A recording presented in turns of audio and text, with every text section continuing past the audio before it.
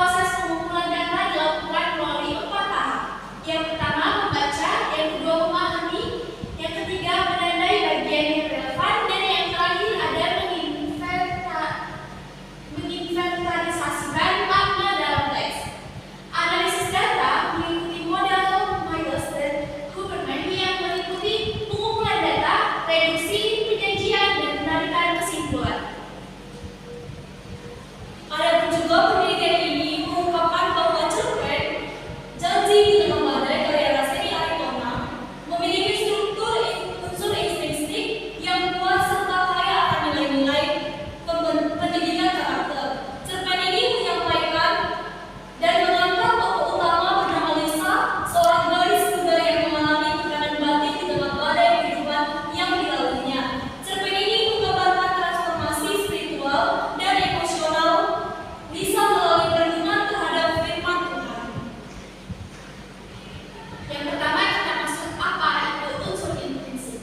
Unsur intrinsik adalah unsur-unsur yang membangun sebuah karya sastra dari dalam seperti tema, tokoh, alur, latar, sudut pandang, bahkan amanat dan gaya bahasa.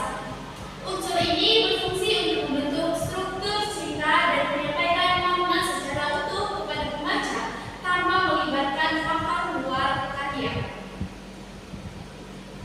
Nah, kita masuk pada yang pertama, tema. Tema utama dalam cerpen ini adalah keteguhan iman dalam menghadapi badai kehidupan.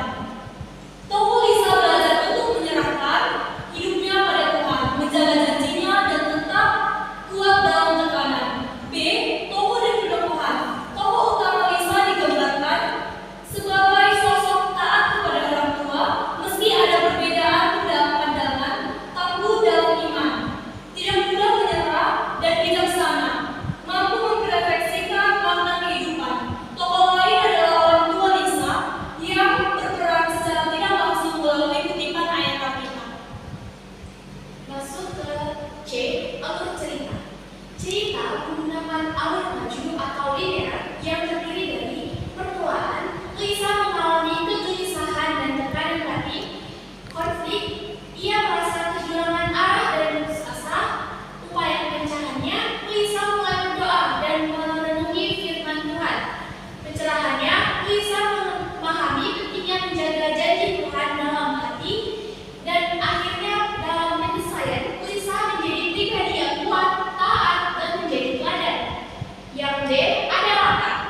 Latar tempat, Siantar Timur menjadi simbol suasana batin tokoh.